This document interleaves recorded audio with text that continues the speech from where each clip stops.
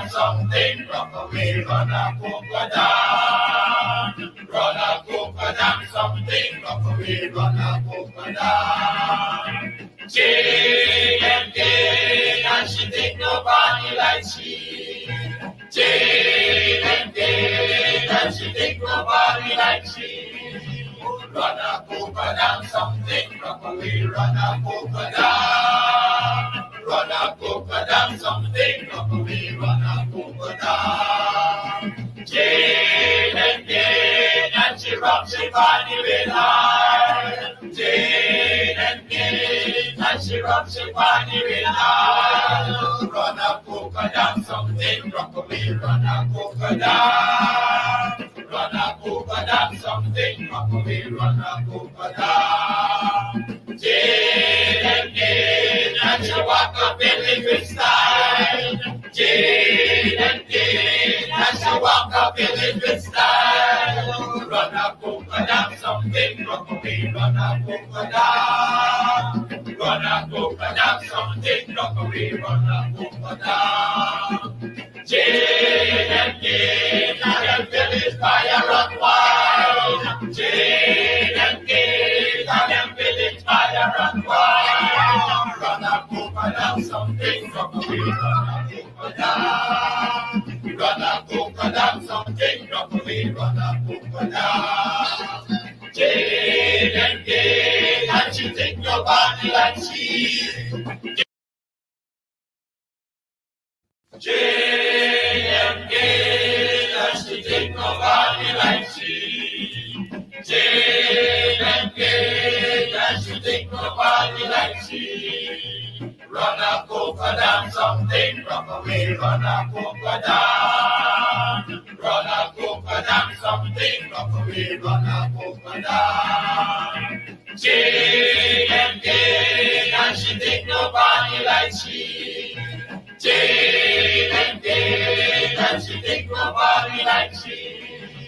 Run a polka down something, rock away, run a polka down. Run a polka down something, rock away, run a polka down. Jane and Jane, and she rocks her body with high. Jane and Jane, and she rocks her body with high. Run a polka down something, rock away, run a polka down. Run a polka down something, rock away, run a polka down. Jane and Jane, and she walk up in little style.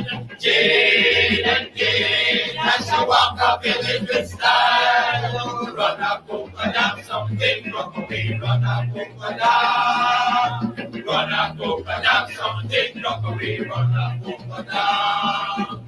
Jane and Jane, and the village fire run wild. Jane and Jane, and the village fire run wild. Run a polka down something, rock away, run a polka down. Run a polka down something, rock away, run a polka down. Jane and Jane, and she take your body like she. Jane and Jane, and she take nobody like she. Jane and Jane, and she take nobody like she. Run a polka down something, rock away, run a polka down. Run a polka down something, rock away, run a polka down. Jane and Jane, and she take nobody like she. Jane and Jane, and she take nobody like she.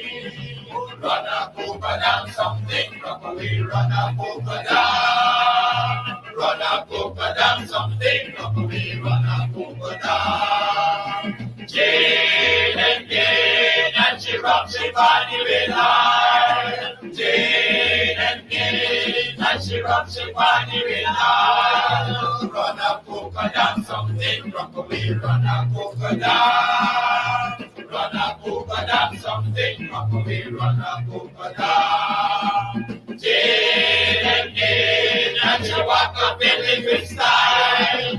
Jane and Jane, and she walk up in little style. Run a polka have something, rock away, run a polka. If you are looking to have your statutory declaration, affidavit of income, identity, damage or lost passport, lost license, tenancy agreement, agreement of settlement, power of attorney, last will and testament, and certification of documents, then you need to visit the Alistair Collins firm, located at the Killian Mall, 162 Lamaha Street in Georgetown, between Camp and Waterloo Street. Alistair Collins is a commissioner of oaths and a justice of the peace. Make certain you visit him or call for more information at 649-6410 or 685-6448 or 503-1451. And there's adequate parking available. Go down to the Alistair Collins firm and have all of your legal issues settled and brought to the fore. Alistair Collins firm. Contact them at Alistair Collins firm. What is the difference between the ordinary thief and a political thief? Number one, the ordinary thief steals your money, your bag, your watch, and your jewelry, isn't it? But the political thief steals your future, your career, your education, your health, and your business. Number two, the hilarious part is that the ordinary thief will choose whom to rob. But you are the one who choose the political thief to rob you. Because we choose them. We vote them. We blindly say we are not blind. Who is deceiving who? The ridiculous part of the whole issue is that we will fight to defend and protect our belongings from the ordinary thief. Is it not? But we fight each other to defend and protect the political thief. Hello, this is attorney Shellen Washington, owner and founder of the Washington Law Firm, located at 455 Utica Avenue in Brooklyn, New York. We're specialized in medical malpractice, personal injuries, matrimonial law, and landlord and tenant. If you're in need of legal representation, please give us a call today. The number to call is 718-877-3100. Consultation is free at no cost to you. So call us today to see if we can be of any assistance to your legal needs. Again, the phone number to call us is 718-877-3100. All right. Hey, guess what? It's 9 minutes after 9 o'clock. My name is,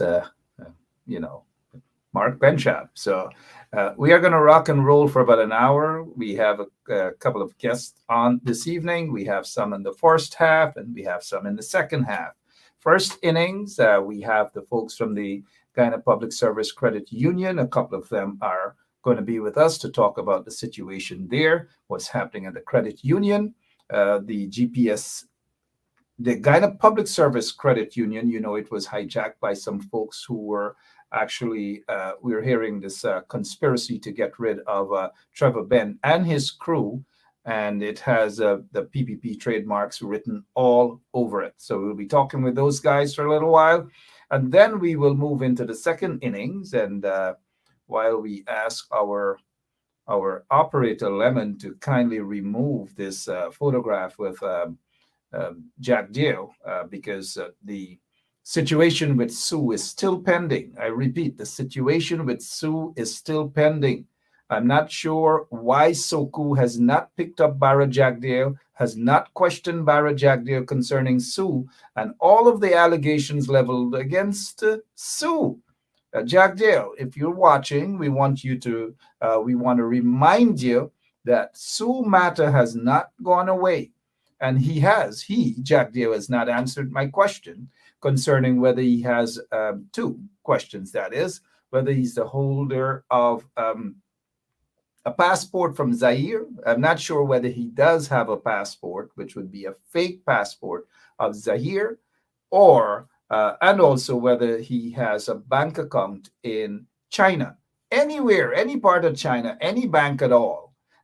Those are the questions that Jagdeo has not answered as yet. I want him to publicly state whether he is one, the holder of a Zairian passport, or two, whether he has a bank account laced with monies, billions of dollars in China. So he's rushing from that. He's running from that. He's also running from being investigated concerning all the allegations leveled against him by Sue. Sue is missing. We don't know if Sue has died, or we don't know whether Sue has gone back to China. And if you go to China, you can't find Sue. They have almost a billion folks there. And you just can't find Sue there at all. Just disappear. And they expect that to be the end of the matter. The second half, we will be dealing with Lincoln Lewis. Lincoln Lewis is the General Secretary of the Guyana Trades Union Congress. He is a veteran trade unionist. He's been around fighting for workers' rights and other rights for quite a long time. And we oftentimes say salute to Lincoln Lewis for his continued activism. They got some folks love to talk about 50 years of activism. But if you ask them 50 years of what have they really achieved in terms of, some folks think that just writing a column is sufficient activism for them. You just write a column, whatever goes through your head, and you just write. But on the other hand, we have folks like Lincoln Lewis, who just doesn't write a column, who has been there on the ground and has been there for quite a long time and very effective. He has been able to change lives of many folks. And so we'll be talking to Lincoln Lewis and another gentleman out from Linden, Mr. Sampson. Charles Sampson is going to be with us as well, because the PPP regime is on to their old tactics again and again. Racism, racist agenda by the PPPC regime. Racist agenda by the PPPC regime. And in case you've been following the news, lots of things in Guyana. We heard about what's happening with let's go here. This is what Anil is saying. While we prepare to have our guest on, this is what Anil is saying. And this is hypocritical. So before I give you guys my opinion about this here, let me just ask you guys, and thank you all for sharing the link. It's something we don't have to beg you guys to do, but thank you for sharing the link. Now let's continue here. According to the report we're seeing, it says here, APNU plus AFC, that's the coalition, criticism of election, commission of inquiry is disguised perpetrator objection. That's according to Anil Nandalal. And now this is hypocritical of Anil, because the only perpetrator objection that we're seeing, it's coming from Anil and the PPPC. Because if they were serious about any commission of inquiry concerning the elections, it would have been done via the elections petitions.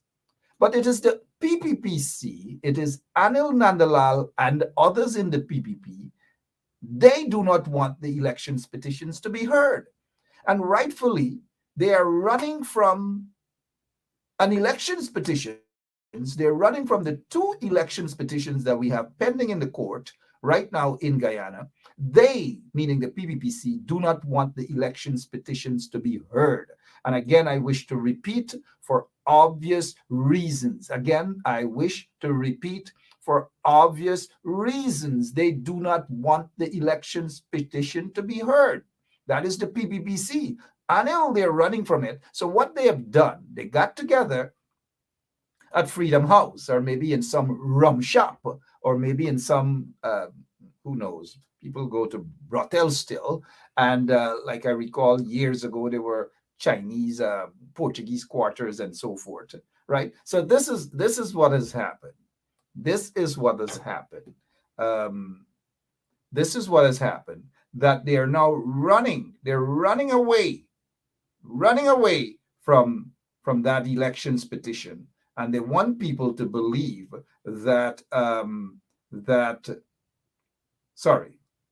they want people to believe that they are serious about this elections petition. So what they did, in fact, they're not serious. They have done every single thing to stymie the process, every single thing not to have the elections petitions to be heard, every single thing they have done.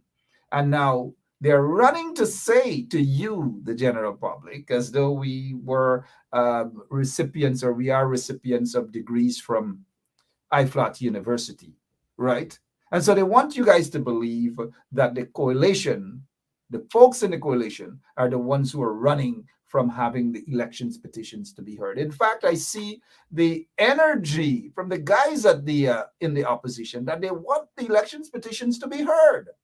They want it to be heard. They're saying, let's get this thing going. Because remember, it is the PPPC that said they want an elections petition. Now they have not one, but they have 2 elections petitions. And guess what? Both of those elections petitions they're running from. Both of it. So if you're running from something, what does it tell you? It tells me, and I'm sure it tells all of you guys, that they have, the PPP has something to hide. And because of that, now they strayed from the elections petition in the courts. They're running from that. And they rushed to create a commission of inquiry where they handpicked individuals that they already know that will give them the results that they want. Because they're the ones who are paying these individuals hundreds of millions of US dollars it's going to cost. Hundreds of millions of US dollars to give their handpicked friends and cronies so that they can arrive at a decision. It is fixed. The book is fixed. So anything coming out of that commission of inquiry by those handpicked individuals, it is fixed. It is done, fixed in favor of the PPPC. So that is their reason for running away from the elections petitions, because they want something that is fixed.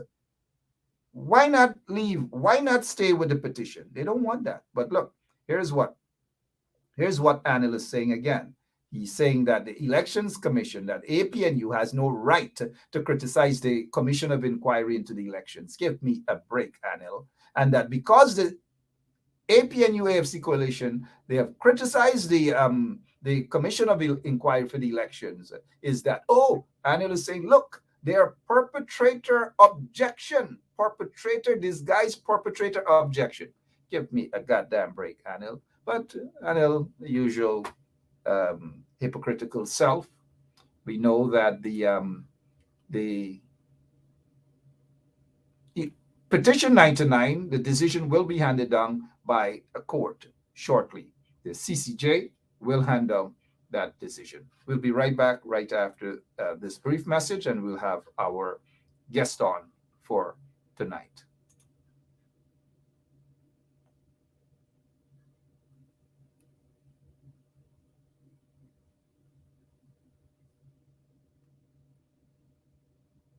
Source. Okay, well, maybe the Chinese company that did not get the agreement that they wanted here, maybe they're the ones who told you, or it could be just a fictitious thing. Okay, well, let's talk about specific individuals. What is your relationship with Mr. Su Jerome? So my relationship? Nothing. He's a tenant in my place. Yeah. And he's a good friend of yours? Yes. Yes. He is a friend of ours. His father was here from many years ago. Mm-hmm. I mean, he lives next door to you. Yes. You know, he was able to arrange meetings and catch-ups with you at any point in the day. He claims as a friend, yeah. He claims that through his very close relationship with you, that he's able to get any deal done. Well, I don't know and if that's able to change laws for investors. But then which law has been changed for any investor? So Sue told us that if you want to get anything done in Guyana, you need some hookups. I'm very close with the Vice President and the other officials. The Vice President and I share a very close relationship. Also, if we do the business, he'll help out no matter what. There's no one else who can help like he does. He also said us when he's talking about prospect investors that the Vice President said he can change the Constitution. He said he can manage. Everything is going to be done soon. He's really treating us as brothers. He's already trying to help us as much as possible. Of course, I need to give back to him in return. Yeah, but that is, I don't know about giving back, but I do that to everybody who comes to my office. The American companies come here to see me, and they need a meeting. You ask to see me. I have an open door policy since I was president, so people come to see me. But I've had a long history of being in public office, and we never had any of this stuff that you talk. And all my accounts are clear. I'm pretty sure that all of his accounts are clear. Not so by folks who might be interested in some of those accounts. Of course, international law enforcement agencies. Speaking of international law enforcement agencies, I'm not sure if Anil is in receipt of a couple of extradition orders.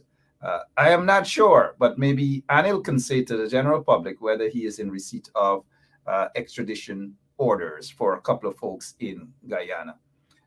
As we prepare to get our first set of guests on, let's remind you guys that on Tuesday coming, that is, Detective Sergeant Bascom goes back to court, and the magistrate then will be reading a letter from the acting chancellor of the judiciary as to whether she will recuse herself or not. I'll be surprised if the acting chancellor of the judiciary asked the magistrate to recuse herself without any plausible reason.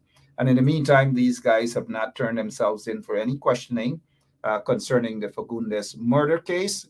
You know, this is what Mr. Bascom, Detective Sergeant Bascom, has revealed, that there is some level, his allegations are that there are some level of corruption as a result of the police trying to cover up this particular matter.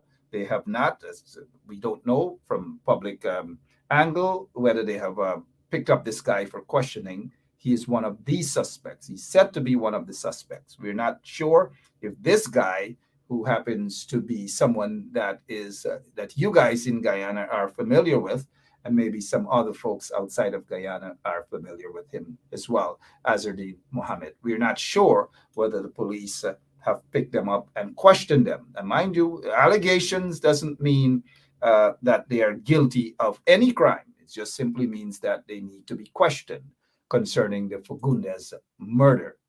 And many of you would remember last year or so, or a year and a half or so, Fagundes was shot and killed in front of that infamous night spot called Palm Court. All right, so we have the first matter we wish to deal with this evening. It has to do with the Guyana Public Service Credit Union. We have with us not Mr. Trevor Ben this evening, because Mr. Trevor Ben is always busy, and for right reason. And when he's busy, he has his partners then with him who can speak highly on the matter. So good evening, Mr. Mentor. How are you, sir? Good evening. Good evening, Mark. I'm good, thank you. I trust that you're well too. Yes, all well indeed. It's nice to have you on board. We have been hearing, and you will be joined by another colleague or colleagues of yours shortly, but we have been hearing a lot about the Guyana Credit Union, Credit Service Union, and so forth. And the team headed by Mr. Trevor Ben, you guys have been doing a great job ensuring you get things together. Unfortunately, that good job that you guys were onto, and the new things that you guys have implemented through that credit union, it came to a stop as a result of some individuals who just decided that that's it. They're going to stop it, humbug the progress. This evening, there was a meeting concerning the general meeting that you have with the membership on the 24th of this month.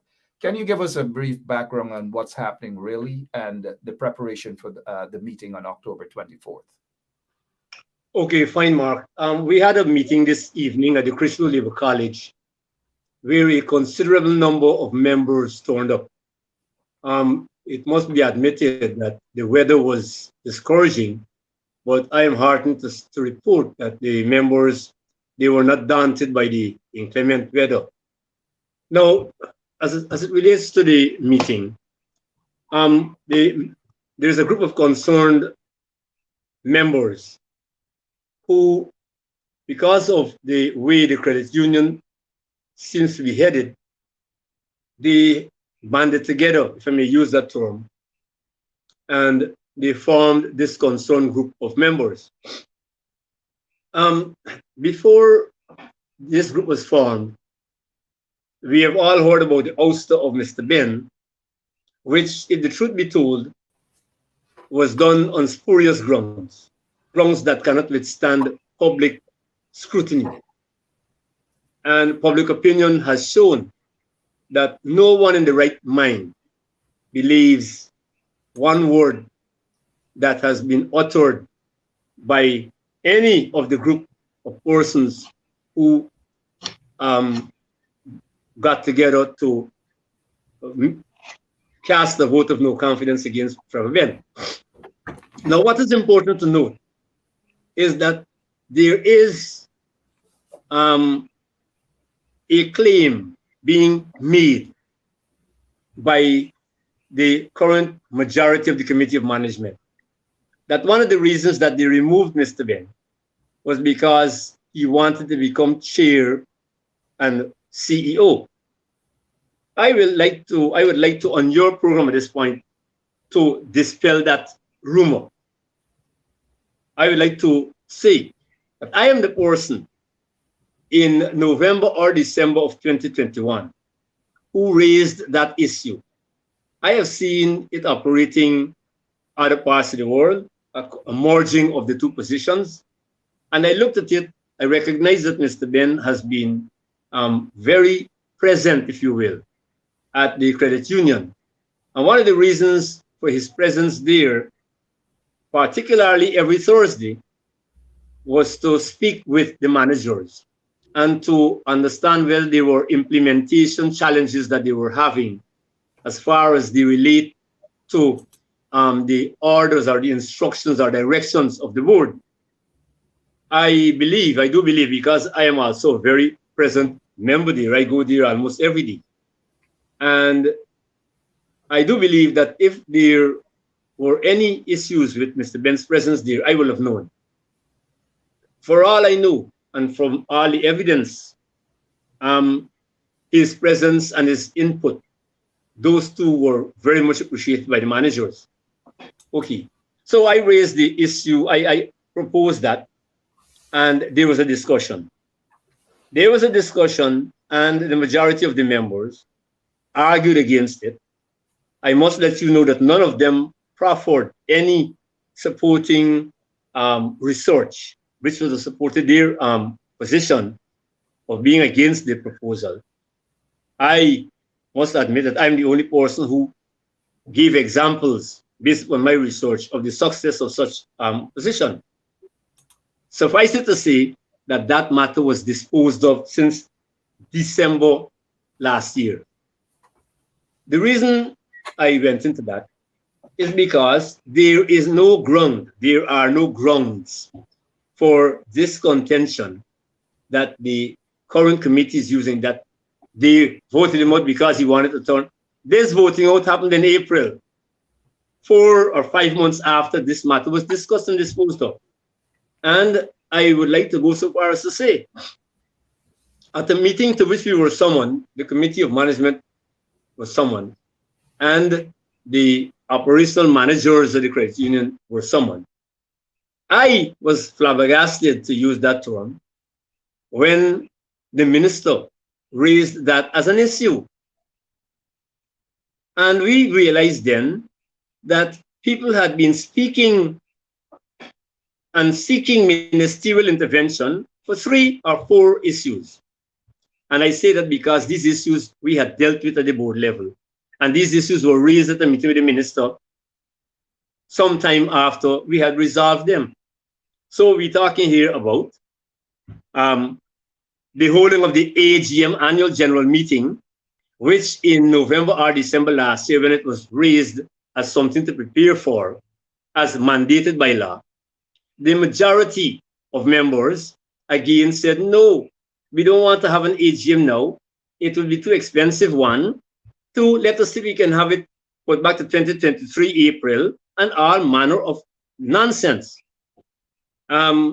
Obviously, on one occasion, when Trevor Ben was out of the country, I chaired the meeting, and one member sought to have the budgeted item of the AGM removed from the budget. And I recognized what the intent was, and I said I will not accept that. I will not support that, and it will not happen. Because if you were to do that, you would be showing onlookers, and there are lots of onlookers, that we had no serious intention of holding an AGM. Having said that, that was raised at the meeting with the minister. Another thing that was raised at the meeting with the minister was the purchase of the building in Hatfield Street. That if you were to have a clear understanding of the intent, that was to build a corporate headquarters with all facilities and amenities that would benefit the membership who are, for the most part, public servants. The other thing that was raised was the matter of investments, and the minister was very, very clear that you've got to invest monies. He doesn't want to see credit unions with monies lying dormant in the bank, just gaining 1% interest or the nonsense. And the issue of the CEO's hiring. Now, let me pause you there for a moment, please, Mr. Mentor.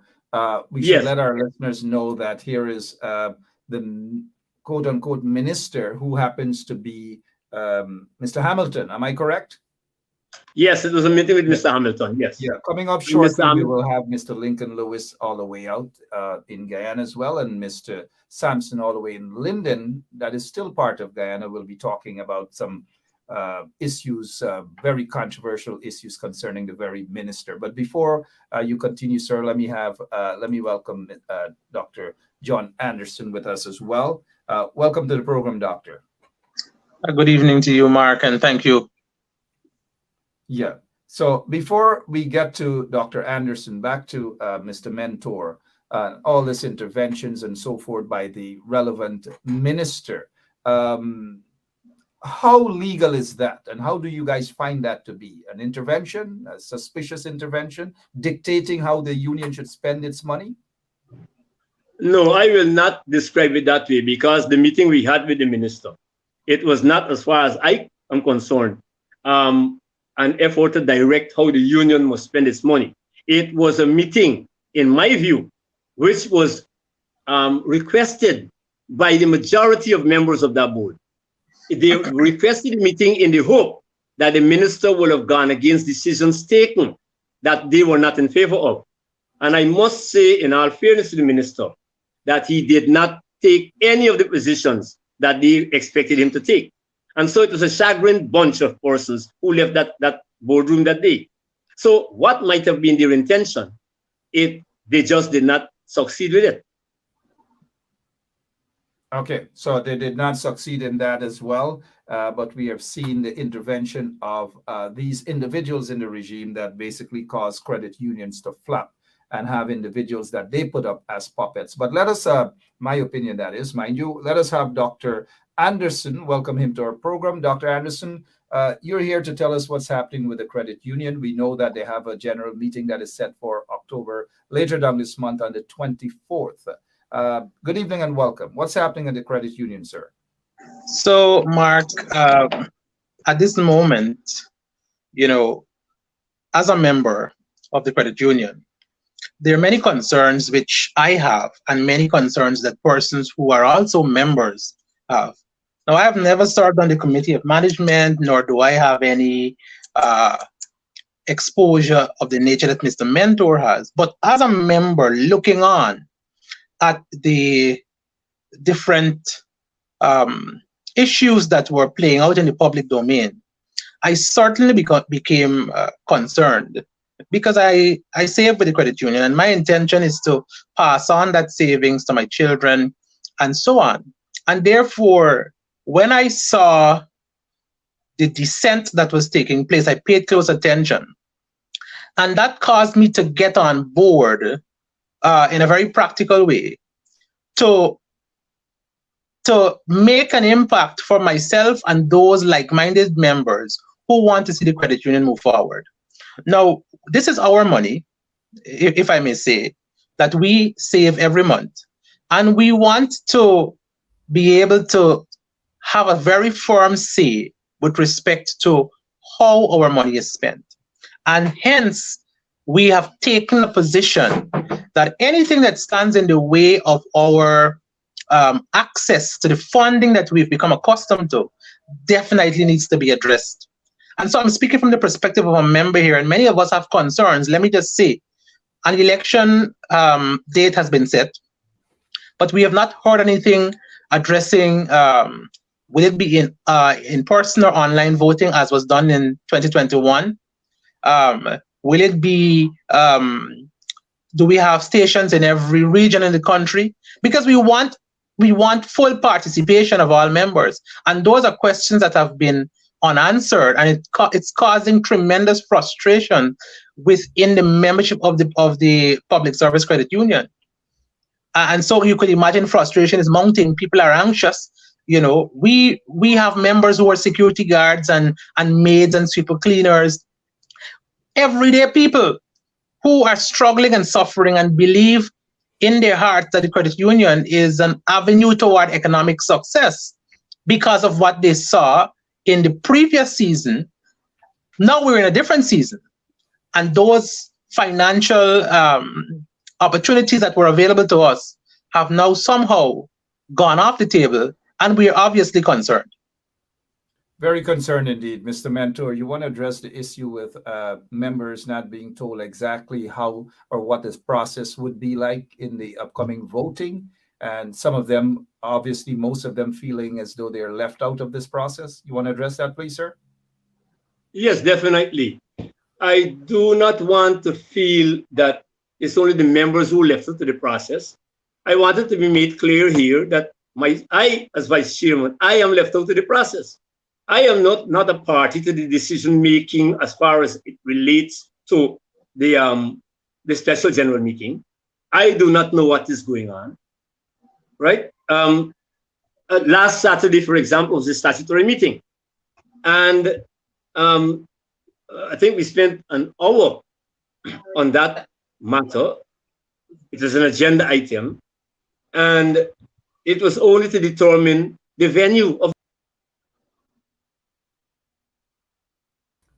All right, it looks as though we have lost Mr. Mentor there, but since we have a couple minutes remaining, Dr. Anderson, I know you guys have had a very hectic day.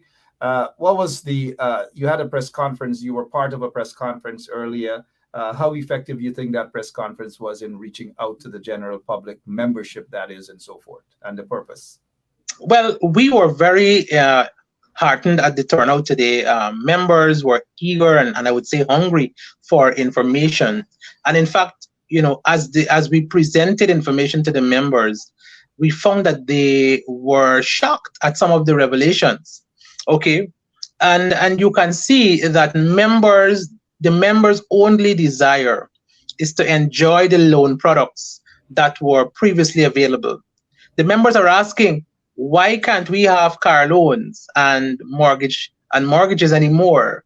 What has changed? We understand that the credit union has billions of dollars of public servants' savings in its holding, and therefore the natural expectation of the membership is that that money now should be accessible, particularly given the tough cost of living at this point in time and the tough times many of public servants have fallen upon. And so you can imagine that we are shocked and we are dismayed at the fact that there is money that we have saved that we should be able to access, but something is in the way. A friend of mine usually says starvation in the midst of plenty. And we know there is plenty of money there because we put it there. We have saved it there. And so we want to know, why can't we now no longer access mortgage loans and vehicle loans? And those were some of the questions that the members were asking us tonight, and we provided answers for that. And I'm sure you guys provided lots of answers. We have Lincoln Lewis will be coming on shortly. We just want to apologize to Mr. Lincoln Lewis because we are taking up some of his time.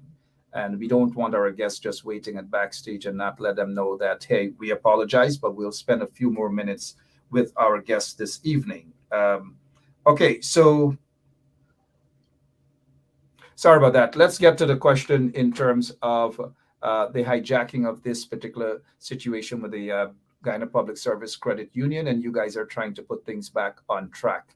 How optimistic that this thing will be properly resolved in the interest of the general public, especially the membership of the union? Well, we are very optimistic that good sense will prevail. Nevertheless, if you take what we have seen so far, it clearly means that there are obstacles in the way, that there is a pushback. And when you say the obstacles in the way, do you see that as just an obstacle from within those individuals who obviously do not want to see progress? And when you look at their track record from the time they have basically took illegal control of the credit union, of that GPSU, there hasn't been any sort of development. There hasn't been any sort of progress at all. In fact, they have digressed. They have stopped progress. But do you see any way, shape, and form that these people are going to relinquish their position, or they're just fighting just to not have the general public, the general meeting, and so forth, to stymie that process? Well, I'll answer this question this way, Mark. So Justice Singh gave an order for the meeting to be held in the same fashion as the AGM of 2021. And there are a number of conditions that were met in 2021. And we do not see the order of Justice Singh being followed to the letter. First off, we need to have online voting in every region in Guyana. Up until now, the members do not know that they are going to have online voting in every region in Guyana by way of a missive from the Committee of Management. That's number one. We do not know which online service provider will be manning the online platform for the elections. We do not know who are the persons that are going to be counting the votes. We do not know who are going to be the returning officers. There are so many unknowns. And so if you look at that, it would appear as if there is some move to withhold information, and members would naturally feel the sense that some disenfranchisement is afoot. And so if you look at what is being done, it leaves one to conclude that not the best of intentions are at play. While not wanting to accuse anyone, the evidence is saying something, and we are reading into that and trying to make sense of it. And you guys are making good sense of it in terms of what is happening. Let's go as we prepare to wrap up. And I wish I have more time, but you guys are free to come here anytime during the course of our program, even leading up to the 24th. You have all the opportunities to inform the general membership of the union, despite the fact that they who have hijacked that process are trying to stymie and try to misinform the general public or membership. But let's go to Ms. Mahalia McCalmont. Good evening, ma'am. How are you? Good evening, Good Mark. evening. Thank you for allowing us to join. Yeah, since we just have a few minutes remaining, and my apologies, I still have some folks in the background waiting, backstage waiting to be on for another program, another subject about probably the same course. But can you say how uncomfortable you are and what happened to the credit union and the hijacking of that process, and the position now taken by the court to have the general membership of the union meet to decide on a voting date or whatever it is? So most importantly, myself and two other members are applicants for this case. And so we are most grateful for the opportunity where the judge was able to rule in our favor, only because the Constitution is clear on this matter. There was no need for a court case had they listened to us. So definitely, I think all members are disheartened because their petition was not heard. And so we had the opportunity of taking this matter to the court. Thankfully, we are now at this juncture where the court ruling on the 30th of September ruled in our favor. And we are now being able to vote on October 24th. while at this point there is not much compliance with what the court has ordered, because there is a petition in which the court has ordered that must be followed, which clearly states that they must be voting in all of the regions. At this point, all we know is there is a notice out, and the notice says it is at Central High School at 8 o'clock, and that's it, which is definitely in breach of what we have asked the court to do. Absolutely, and thank you and for what that the court has granted thus far.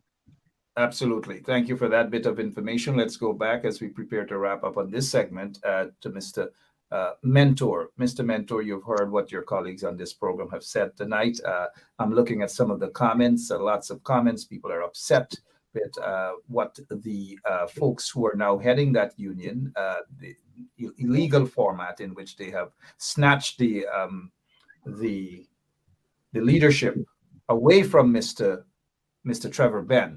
You've listened to your colleagues. I'm sure you're reading some of the comments here. People are indeed upset. How cooperative is Ms. Van Slyteman Corbin on this particular court matter and the possibility to have fresh elections? And the possibility to, say again, please. Yep. I heard Van Slyteman Corbin, but one of the things that... Yep, go ahead. One of the things that is of interest, Mark, is that Ms. Corbin, who is not a disinterested party, is identified to be the chair of that special general meeting. I don't know how that works, because I'll tell you what, in my view, humble opinion as it were, when the rules were written and the laws and all of that, they did not contemplate that there will be a situation as it exists today where the members will have expressed the need for a special general meeting with the expressed intention of throwing out the entire committee of management. So therefore, having Van Slyteman Corbin chair the meeting is in itself a throwback for a past time that did not envisage the things evolving to a stage like this. All right. So I do not know how that works out in terms of member confidence in the process, in her ability to chair with integrity and fairness. I do not know how that works out. All right, Clay. Maybe I'm sure you guys are going to be aggressive in finding out how that works and the perception of conflict of interest if Ms. Van Slyteman Corbin chairs that meeting.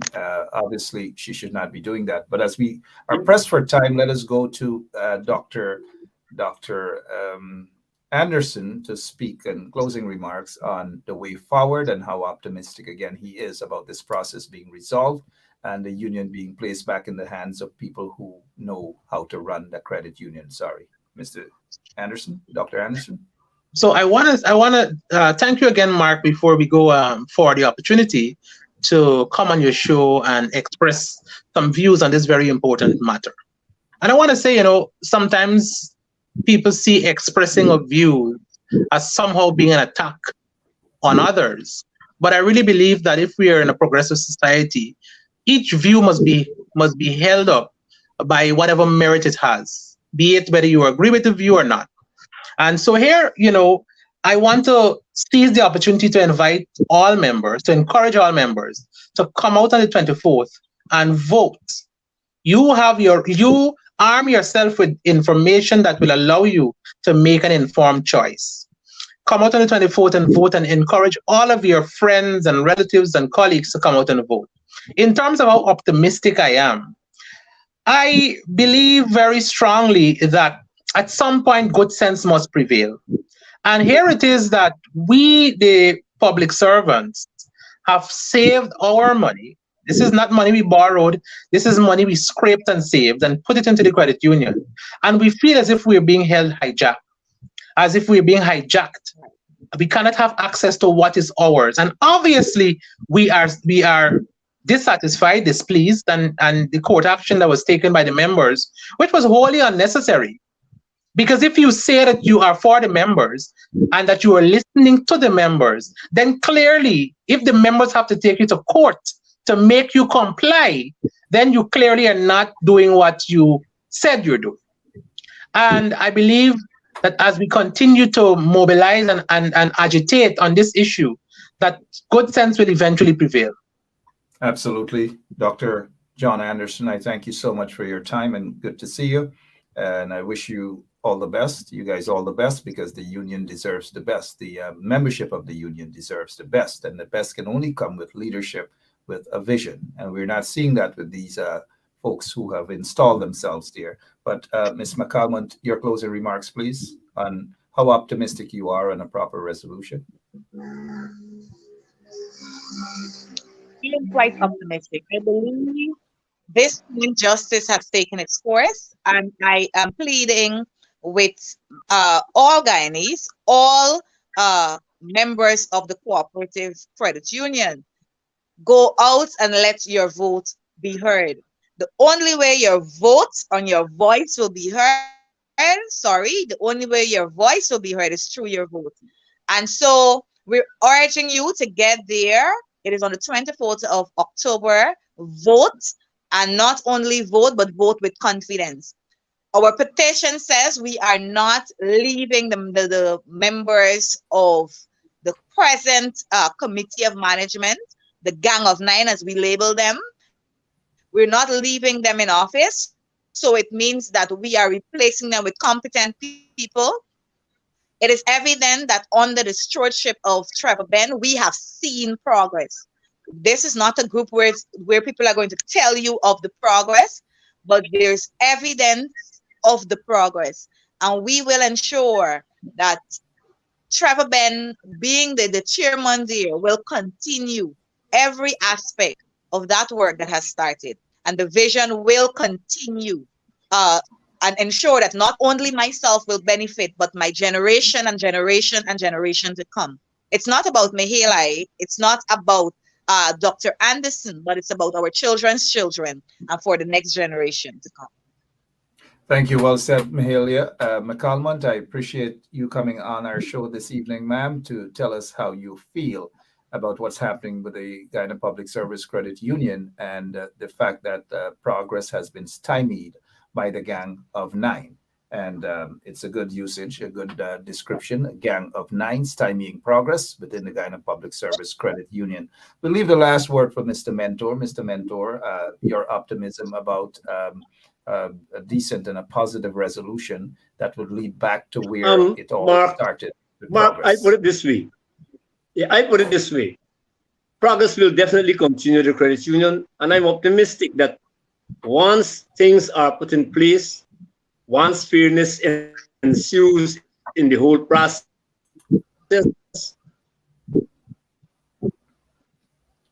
we will change in the board of management at the credit union. All right, thank you so much. We got a slight break up here in communication by Mr. Mentor. We must apologize for that, but we got a gist of what Mr. Mentor has said. We take this opportunity to thank all of you for being on with us. Dr. John Anderson, Ms. Mahalia McCalmont, thank you all so much. God bless and all the best. Thank you, Mark. Thank you. All right, we have there, those are members of the Guyana Public Service Credit Union. They want the union to be back in good hands so that all of the membership can see the progress that they saw that began under the stewardship of Mr. Trevor Ben. Hopefully sometime soon we'll have Mr. Ben on with us on this program as well to talk about his vision once he heads back there as the head of the Guyana Public Service Credit Union. We'll have him on shortly. But coming up in just about a minute or so, we have Lincoln Lewis, veteran trade unionist, and Mr. Charles Sampson, all the way out in Linden. They will be talking to you about a situation. We'll be right back. So this is attorney Shellen Washington, owner and founder of the Washington law firm located at 455 Utica Avenue in Brooklyn, New York. We're specialized in medical malpractice, personal injuries, matrimonial law, and landlord and tenant. If you're in need of legal representation, please give us a call today. The number to call is 718-877-3100.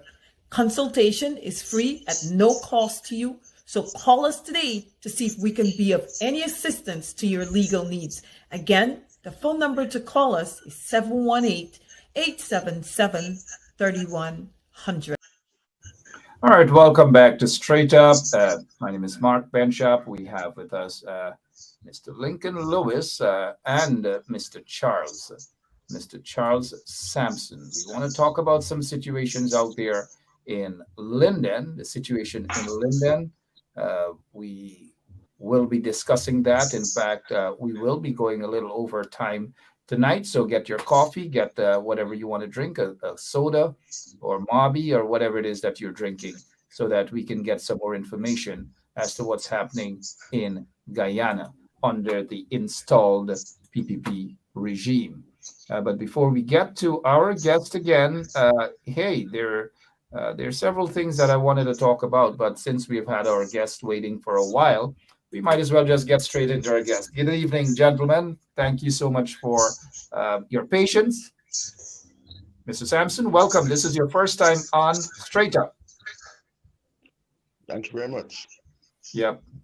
Comrade Lincoln Lewis, let's begin with, since you are all the way in Linden, Mr. Sampson, and this is your first time on Straight Up, what is the situation with the ministers, so quote unquote, the minister's intervention out there in Linden concerning that strike? Go ahead, sir. Okay, thank you very much for accommodating me on your show. I would like to say that the minister, in my view, has been making some statements. I looked at a lot of things that he said today on NCN, on an NCN channel in Linden, and strangely, most of the things he said have been lies. Now, the LUSCSL is the electricity cooperative that serves the Wisma Shore. And that society had issues with the committee. In fact, the issues surrounded us not having held a general meeting of workers. But there were factors that led to us not having, you had the COVID pandemic and some other issues that caused us not to have general meetings. And then we had a few members who complained, one or two members who complained to the ministry, told the COPS department a lot of lies, and the COPS department, instead of investigating fully some of the things that were said by certain members, they just came to the society about 6 months ago and removed the entire committee of management that was in place. Okay, if you do that, then I would expect that a department that falls under the Ministry of Labor would have done proper investigation and then take action. But that wasn't done. The entire committee was removed and it was replaced by another committee, and a member of the old committee who caused all the problems in the society and has been doing that for years now, he was retained on the new IMC. We took a back seat. Most of us who were members of the committee that was removed, we took a back seat because we said, let us see what they will do. They were given specific things to do, prepare the audits, the most recent audits, and deal with the register of members so that you can have a general meeting in about 6 months' time. Now, all these people did when they went into office, the first thing they did, they raised the stipend or honorarium or whatever you want to call it by 166%. That's the first thing they did. Then they raised their telephone allowance from $2,000 to $5,000, which is 150%. And apart from that, they were visiting the society. Certain members were visiting the society And every day they went there, like if they were workers, eating food, spending a lot of money on fancy meals, and doing all of that. And it is my opinion that they deliberately did not work to ensure that the timelines given to them to fix whatever problems they said the society had would have been adhered to. So, as I understand it, they applied to extend for extension. But let me say this. Things have been going wrong at this society since these people have been in position.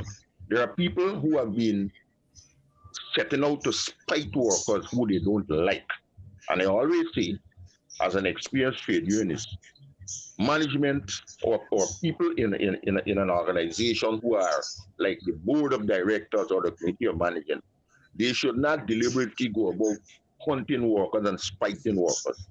So over the 6 months period, there was a lot of stress that impacted seriously on these workers. And the workers decided that, look, we have had enough. I took a back seat, Mark. And I took a back seat because I wanted to see what would have been the outcomes. We could have gone to court and probably win the case by an injunction.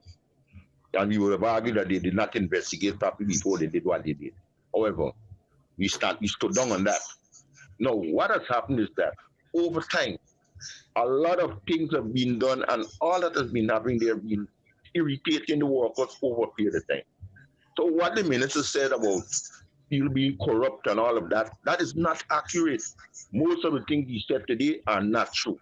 Well, one of the things, Mr. Sampson, as you talk about that particular quote-unquote minister, we understand that he oftentimes strays from the truth and the propaganda and the vindictiveness about this particular minister. But before you continue, let's bring on your fellow trade unionist, General Secretary of the Guyana Trades Union Congress, Lincoln Lewis. Good evening, sir. Good evening, Mark. Yeah, and I know the time is limited. Yeah, and I want to make the best of it. Yeah, thank you so much. And we're always willing to give you guys extra time, and we appreciate your patience as well.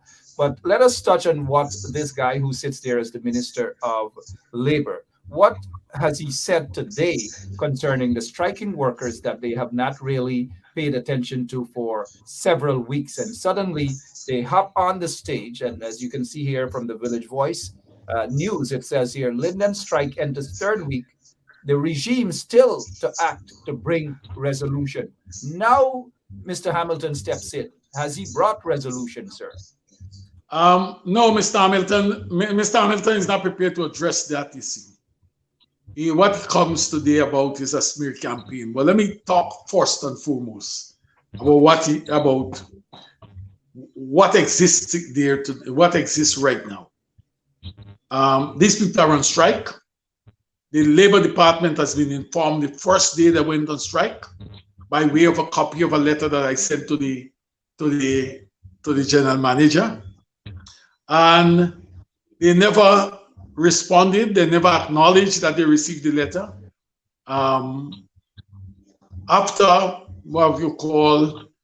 After 10 days, they were once again, they were written directly and asked to conciliate.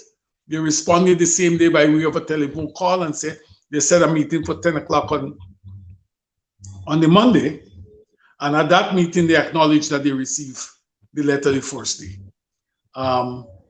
They are now telling you that what we call this is essential services and people can't strike. Let me tell you something, man. Let me tell them something. I want them to understand very clearly. This minister come out today, he and the chief labor officer, and talking about firing people. These men fail to understand that it's not every time you can do the same thing and get away with it. In 2009, it was this same government led by Jagdio that gave the instructions to Russell, BCGI, to fire those striking workers. They're good at it. That is the best thing they can do. Rather than solving problems, resolving disputes, what they do is to join with management to dismiss people, and they talk about dismissing now, but dismissal once again. That is how they treat certain people. But when it's sugar workers, let me tell you this. The trade union recognition law expressly states that if you do not say that an agreement or a section of agreement is not legal and binding, then it's legal and binding.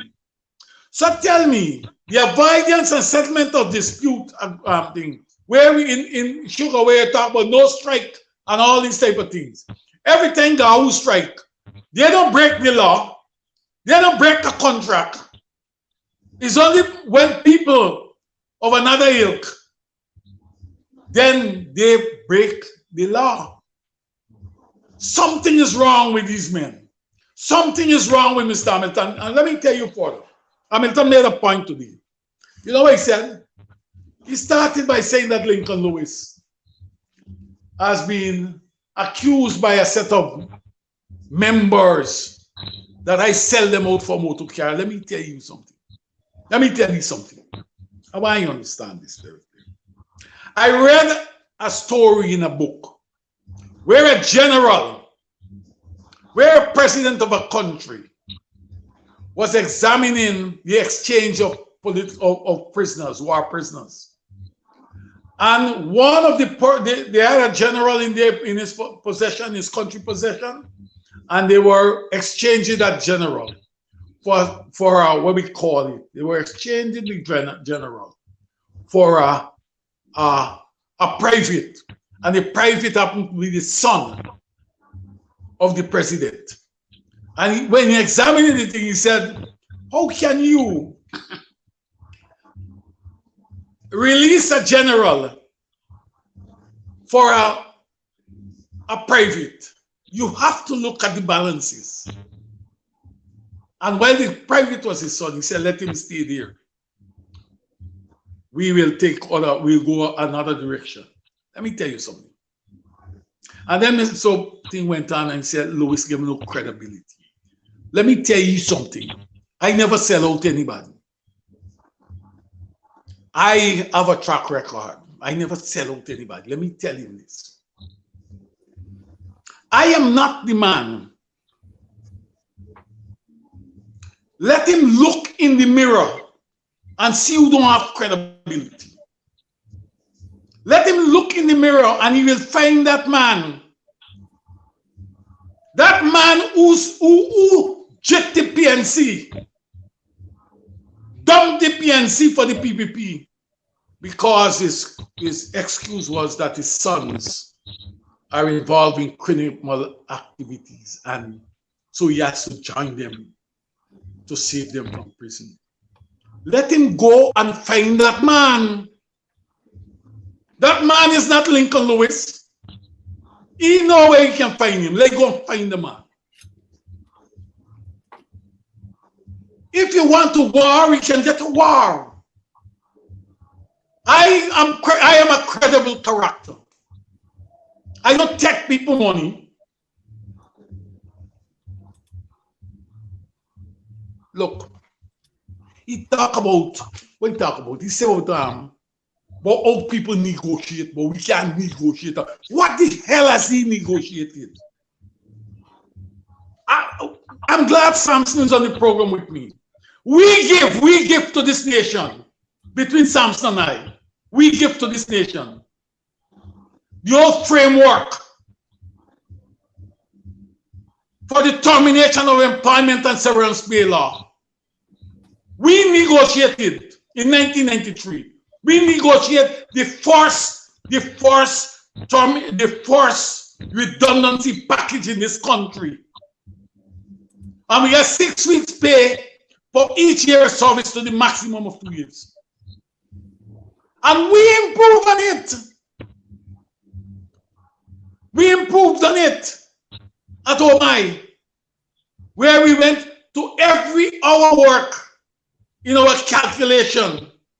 And a man may have worked 10 years there, but he may have accrued because of the hours work. He may have accrued 14 years, and we count it month by month.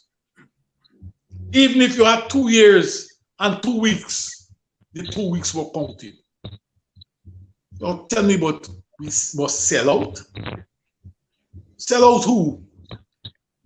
So let me started by saying, let me tell you, Mark, it started by prefacing that we are what?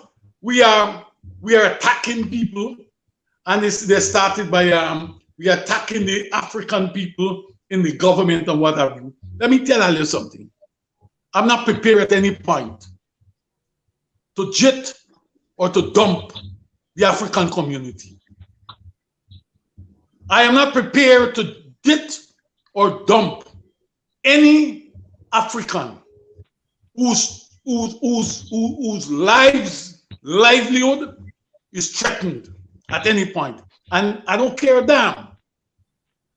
All of them who are in the government who are of African descent, it is time that they stand up and be counted in defense of things. Let me tell you, Mark. Let me tell you the audience. They accuse me of arcanity.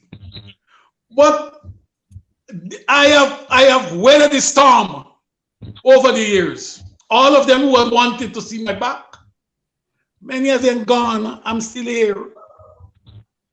We got to address this thing here. We got to address the LUCSL issue. We have to address it. Those workers have been now getting more than 3 weeks. They've been there. And we have to really address it. These people, their chief labor officer, he began to talk about essential services. These services are so essential. You get a letter the first day when the people were out there, people struck. You never call the parties together.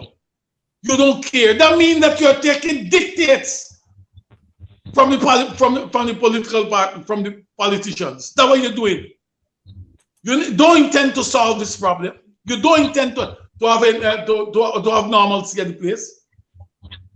But what the public don't know, that that co-op at Wisman Sampson will bail me out. When you become a consumer, you become a member of the co-op. That co-op is owned by the people. Many of those people who struck there are members of the co-op. One of the people that strong against the atrocities that are being committed every day. And what is being done there is what I've been talking about all the time. The PPP believe that African people, where they are primarily African people, they must not be given an opportunity to elect their leaders. Even if they elect them, they will move them out and they will appoint people who they believe must lead them. And that's the problem. We are prepared to sit down. We are prepared to look at this thing here. We are prepared to continue dialogue. We are prepared to be in solidarity with these workers. But Mr. Hamilton has to be told where to get off. Of course, he has to be told where to go, where to get off, where to everything. But it seems as though that is putting water and ducks back, because he's a man that has absolutely no shame, obviously singing for his supper. The last time I know he took umbrage, and he seems to be always taking umbrage when this term being used to describe him as a house slave. The last time he did mention that, and he said that house slaves were good people. And then he disappeared. And then now he's back again, being the same man that he is described as being a house slave. He's back again. But before we get back to Mr. Sampson, I want to ask you one thing, and Lincoln, that is, these guys and their frivolous accusations and all these manner of things. You're right that Hamilton should be looking in the mirror, and not a small mirror. He ought to be looking into a big mirror, a huge mirror. And while he's looking into that mirror, accusing others of corruption, frivolous accusations, he should have all the members that his colleagues of cabinet and whatever, his members of parliament and his cabinet colleagues, all of them should be in that mirror and they should be pointing fingers, and we see exactly where those fingers will be heading. They have no moral authority to talk about corruption, none whatsoever, including that little boy. Imagine, Mark, imagine this guy. Don't take time out to talk about a grant that was being given to the trade union and the TUC and so forth. Let me tell you what. When Simona Brooms, I can cost the APNU and the FC government, but when they were in power, when they were in government, you know what? When they introduced this grant, they called us in and they discussed with us what are the protocols as it relates to that. We satisfied during them time. When they come to government, you know what they did? They changed the rules and they didn't talk to anybody. You know what they want now? They want you to answer them. During the Brooms and Scott time, you prepare whatever money is being given to you, prepare an account and you account for that money. Right? Now you know what they want you to do? You must take all the money where you have, everything where you have, and you put theirs together, and then you're going to do an audit and a report and send it to them. They want to know our business. Let me tell them something. The $200,000, $500,000 don't make that big difference in our affair. We will not give you any information. You can keep that money because you consider it to be yours. Every cent in the consolidated fund, you consider it to be yours. And you want to use that. You know, Lincoln, I'm sure that we still have Mr. Lewis here with us because his internet seemed to have frozen at his end. But I want to ask, and it's basically a waste of time asking that. But I noticed that there's a comment from a Miss Steele who has probably mistaken Mr. Sampson for Mr. Hamilton. I know how it's like to mistake each other for each other, but it is not an issue of Mr. Sampson's sons. It's an issue, according to what we heard from Lincoln Lewis, issue back then with Hamilton's son, not Mr. Sampson. Please, let's get that straight. Thank you, Ms. Steele. But let's get to Mr. Sampson while Lincoln Lewis comes back on. Mr. Sampson, you've heard Lincoln Lewis talk about how the PPP regime, the apartheid PPP regime, they usually rush to ensure that the Gahu workers, whenever they strike, they get whatever they want. And workers who are not looking like African-Guyanese, they are taken care of almost expeditiously. We're not seeing that in the case with these striking workers in Linden. In fact, Hamilton rushed in there to dictate and to insult and so forth.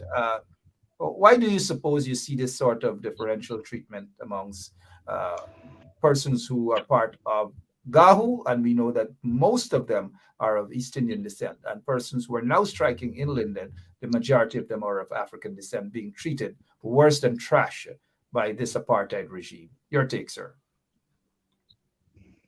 Yes, Mark. I think when you look at some of the things Mr. Hamilton said today, Mr. Hamilton talked about corruption, and he called Lincoln's name, he called my name, and I wish to say that Lincoln has never been involved in the day-to-day operations of the society.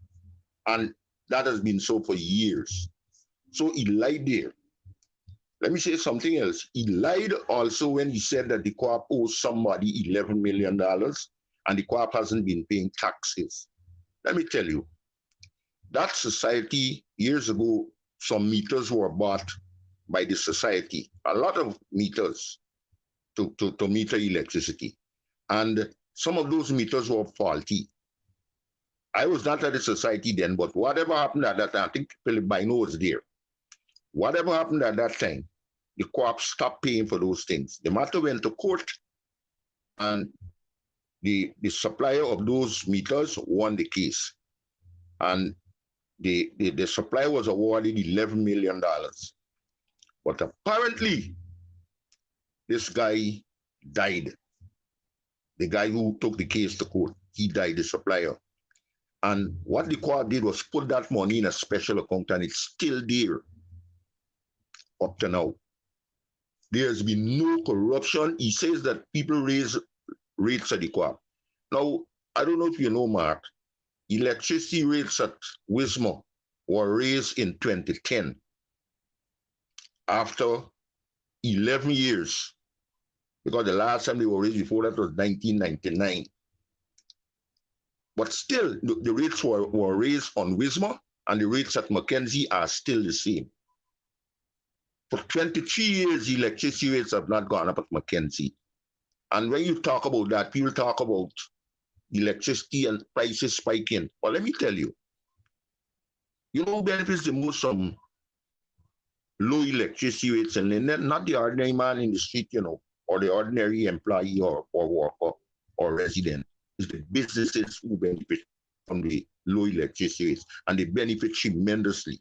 And Linden does not get any benefits from those benefits that they earn with low electricity rates.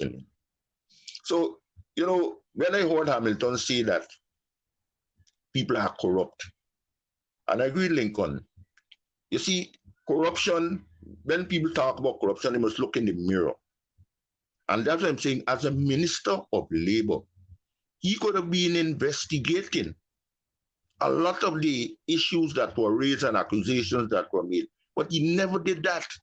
And I'm surprised. I've had respect for labor ministers for years and chief labor officers, but I don't know what they have now.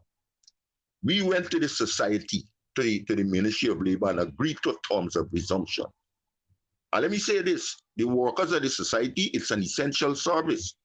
But the workers have been doing their work whenever there's an emergency. So the essentialness of the service is well understood by the workers of the society, especially the linesmen. And for the past 3 weeks plus, strange enough, we haven't had any blackouts. And when we get blackout, we have one blackout, and it lasts about 20 minutes. You know? So I want to know what happened. They're talking about essential service, and we have said to the workers, look, you need to go in the field when there's an emergency and fix it. And the workers have been doing that, along with the general manager. So what Mr. Hamilton is talking and they're trying to threaten workers. They're trying to threaten workers. But it is my opinion. The government, the present government we have, they're not appreciative of the cooperative movement. You see what they do with the public service union, credit union, that you were just discussing with those people? You know why they did that? They want to stifle that union and its policies of lending people money, lending the public servants money, because it's going to impact on certain banks in Guyana. And strangely, who own the banks? And you know, sometimes I don't like to talk about these issues. But what is happening at the LUSCSL, workers are being discriminated against very seriously. And the workers have taken action. We didn't tell them to take action, but it got overbearing. Sometimes I am home and workers come to me in numbers and complain about what is happening. There is discrimination, frenemism, and all of that. And that is why the workers have said a certain member of the new interim management committee should go. Even when we went to the ministry, we pulled back that clause because we felt we could have negotiated it. Now, if you're saying this is an essential service, why, since the 3rd of October, the terms of resumption cannot be signed by the other side? Ask yourself that question. And the minister, he should know better. That's why he seems as no good. If I were Mr. Ali, I would have chased him out the job. Well, he's no good as a Irfan Ali wouldn't be chasing him out of the job. In fact, Irfan Ali wants the type of individuals who are described as house slaves, mind you. So Ali is comfortable with those type of individuals, yes men, those who can sell out whatever they can sell out for, not even 20 pieces of silver. But Hamilton is in no position to call people questionable characters and thieves and these sort of things, or corrupt. He is in one of the biggest organizations that is a bunch of masterminds of corruption and racism and all manner of skullduggery. That's the PPPC regime. So he has no moral authority to talk about those things. But before we go, how are the workers feeling? The fact that instead of having someone to go and to negotiate so that things can get back to normalcy, instead of installing a bunch of PACUs to run the union right now, and they're not running it. In fact, they are, but they're running it to the ground. How are the workers feeling right now, Mr. Sampson? I think that strangely, the workers over the past 3 weeks or more, they have shown the kind of resilience that I'm happy about. And I'm saying that when workers are on strike, they are making a sacrifice because, with the high cost of living that exists in Guyana today, everything gone up. Sometimes I have to talk to the workers often and encourage them to hold the line. Because let me tell you something, Mark. Tomorrow, we're expecting to get a response to the terms of resumption, but I am not all that optimistic that we'll get the kind of response that we are expecting. I am not optimistic. Why aren't you optimistic? Because of the attitudes I'm seeing. When Lincoln said that they have been delaying too long, we agreed to a terms of resumption clause, 5 terms of resumption clauses on the 3rd of October. You mean to say the ministry, and then some people saying us, we must give them copies of the document. The document was typed at the Ministry of Labor, and the Ministry of Labor could have gone to the Chief Labor, the Chief Co-ops office is right at that ministry. They could have gone there and make arrangements and give that document to the people on the other side, and they would have, look, this is what the union and the management would have agreed to. Because we dealt with the management, we follow industrial relations procedures. But these people are not interested in solving the problem of the society, even though they say it's an essential service. We want the workers to go back to work, but the workers are not going back to work just like that. They have to be convinced that if they go back to work, certain things will happen. So once that terms of resumption is signed, and I'm saying tomorrow we will know, I'm not too optimistic because of what I'm hearing. But once that terms of resumption is signed, we are going to tell the workers go back to work and things get back to normalcy, and then we will start to talk about some of the other issues that are in the terms of resumption. All right, well said, Mr. Charles Sampson here with us all the way from Linden. We are not going to be rejoined by Lincoln Lewis, who has some, I assume, blackout issues out there in Guyana. But Mr. Sampson, in the absence of Mr. Lincoln Lewis, I give you that opportunity. Closing remarks, assuming that Hamilton, the guy who doesn't like to be addressed as house slave, but who says that house slave is a good thing. Maybe in his book, he's trying to twist things around to give the impression that house slaves are really good people, when in fact history has shown us that house slaves were the ones who were constantly selling out and name talking and spreading rumors and selling out the actual field slaves. But your closing remarks, if he is watching, you want to address him as well and any other issue, sir. Go ahead. Yes, Mark. I would like to close by saying that the entire issue at the LUSCSL is not about who win and who lose. Because I have learned being a trade unionist for years that you don't jump and celebrate if you get an advantage over anybody or you win a case or you have been right and the opposite have been wrong. And I'm saying that I would like to see, or the workers at this society would like to see, things get back to normalcy. We're fastly approaching Christmas. And if that is done, if the right thing is done tomorrow, we'll get back to normalcy and things will be smoother. We don't even know how long the new committee will be there, when they will be ready for AGM. What I know for sure, when AGM comes now, all of them who get planned, they're going to move from there. And I wish to say, I am not interested in being in certain positions. I just want to see things go right at that society. And a lot of the corrupt, look, I can go on and tell you so many things about that society. But we have restrictions on time. But I hope, as I said before, that tomorrow we see some very progressive things and some level of normalcy can be returned to that organization. Because as the minister and the ministry has been saying, it's an essential service. Even though the rules of essential services have not been broken by the workers of the society, I would like to see a return to normalcy. And I hope we get indications of that tomorrow morning. All right, So thank you so all. much, Mr. Thank you so much, Mr. Sampson, and appreciate your service, your activism, and your commitment for a better Guyana, not just a better Linden or Region 10, but a better Guyana. Please continue to struggle, fight as hard as possible, and let the workers also know. I'm sure that many of them are watching tonight's program, to let them know that majority of the people of Guyana and outside of Guyana are with them. Thank you so much, sir. God bless. Thank you very much, Mark. It's nice being on your show. Thank you. Nice to have you. Don't be a stranger. Thank you. All right. Thank you. Yeah. All right, Mr. Charles Sampson there out in Linden talking about the workers who are striking and the fact that they are being treated worse than third-class citizens.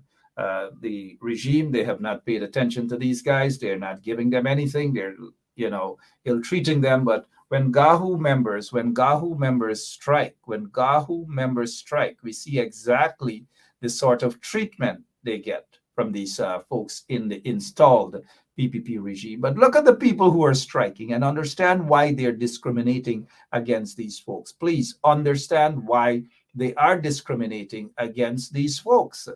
Isn't it obvious why they are discriminating? But when members of GAHU strike, immediately almost all the cabinet ministers, they rush down to basically bow down to the members of GAHU and give them whatever they want. That is exactly what they do. It is precisely what they do. They have been doing that for a long time. But when other individuals strike, then there is absolutely no interest in those workers. That is how racist regimes operate. And that is why we say that under the PPP regime, under the installed PPP regime, Guyana is basically a mini apartheid state under the PPP regime. And so they are sending out these house slaves to bark. They are sending out those house slaves to bark and to call people names and to say that those individuals are corrupt. You've heard Hamilton talking about Lincoln Lewis sell out the people, the workers, for some car. That's the sort of things that they love to do for people. But it is Hamilton and these people who are selling out, who have sold out Guyana for less than 20 pieces of silver. And we see it every day. We see it with the oil. We see it with sugar. We see it with every single thing that they are currently doing. And they think that people are like them. So we are not going to believe anything coming from the mouth of a Joe Hamilton. He has no credibility, absolutely no credibility to talk about who is corrupt and who is not corrupt. None whatsoever. And like Lincoln Lewis said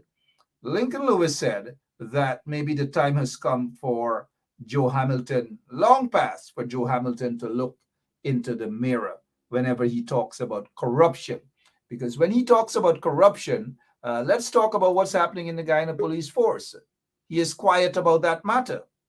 He's very, very quiet about that matter, what's happening in the Guyana police force. Allegations leveled against the senior officers of the force by this Detective Sergeant Bascom. But Joe Hamilton, is not going to talk about this. He's not going to want to talk about it because maybe friends of the PPP are too big enough for him to talk about it. When he talks about corruption, let him talk about the 19 fraud charges that were brought against this little boy here by the name of Irfan Ali. He sits there as the president, pomposetting himself as the president of the Cooperative Republic of Guyana, at least for now. So let him talk about that. When he wants to talk about corruption, let him talk about the perception, mind you, the perception of corruption at the DPP chambers and so forth. So let him talk about corruption. Let him talk about those things. We want to hear about those things. Don't cherry pick. Don't say that, oh, Lincoln Lewis sold out the people for a car. I don't know what car Lincoln Lewis sold out the people for, because people will more believe a Lincoln Lewis 100 million times than they would ever believe that man who doesn't like to be called a house slave, or who thinks that a house slave description is really a good thing. Since he wants to talk about corruption, is he going to be so brave enough to talk about this guy and what Sue said about this guy in terms of corruption, massive corruption? Let him call for an investigation in these matters. Don't let him come and sit on national television as he has done in Linden. We're talking about Hamilton, that is, and sitting there at the TV station in Linden, only spreading propaganda upon propaganda. This is the guy. But he's not going to talk about allegations of massive corruption by Barra Jack Deere. He's not going to talk about the 19 fraud charges by leveled against Air Finale. He's not going to talk about law books missing and stolen and these sort of things. He's not going to talk about that. And this is a guy who when he sit and talks, he wants people to think that he did that, and he doesn't even know how to speak to. Look at his mouth. All you see, look, this guy has a soup mouth. A soup mouth. I swear he has a soup mouth. He drinks soup out of that mouth.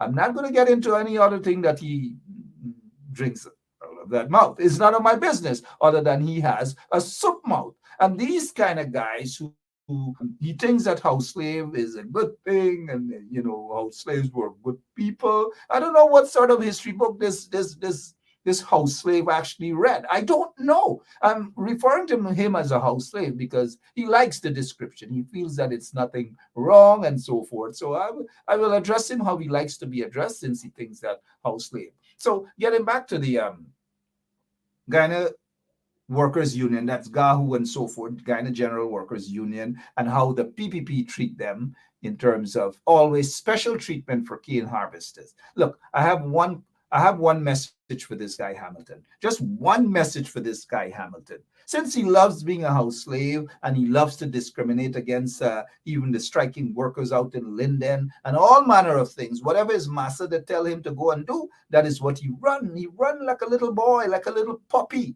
to do these sort of things. And since he likes the description of a house slave, maybe one day when the sugar workers strike, maybe one day we'll catch all of the house slaves doing what the sugar workers do when they are on strike. This is what the house slaves will eventually do for the PPP regime before they get out of office in very, very, very soon. A very early schedule, they will be out of office. And this is what the Joe Hamiltons will end up doing.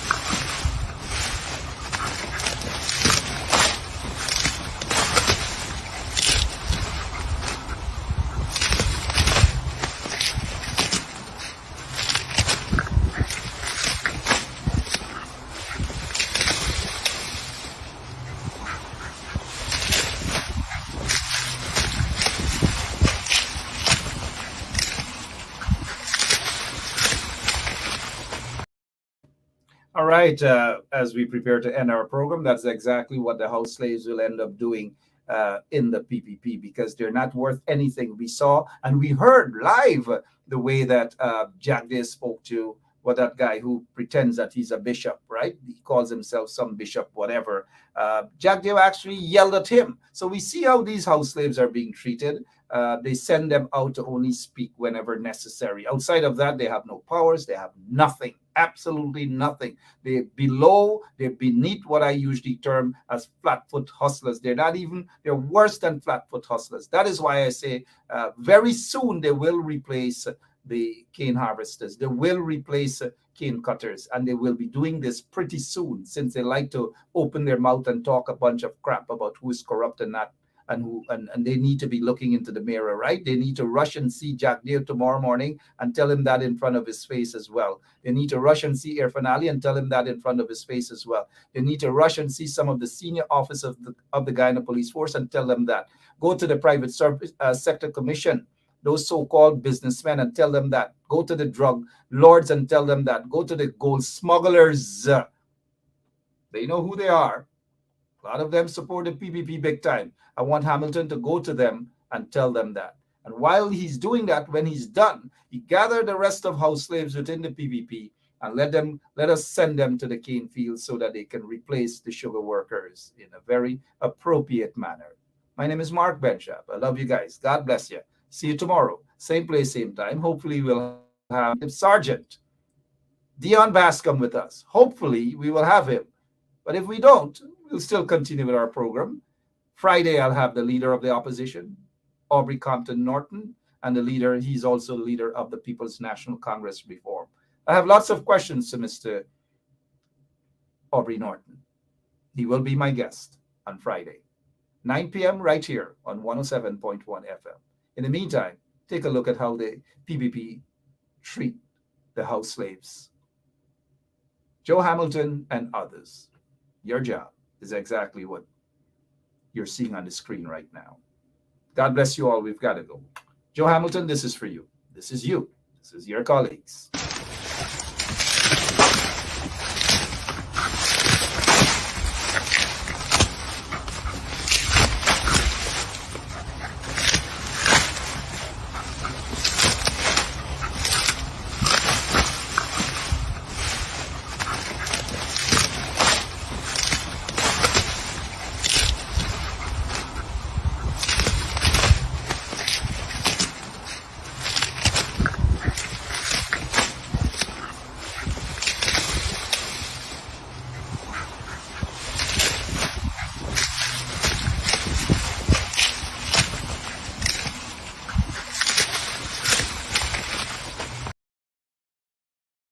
This is attorney Shellen Washington, owner and founder of the Washington Law Firm, located at 455 Utica Avenue in Brooklyn, New York.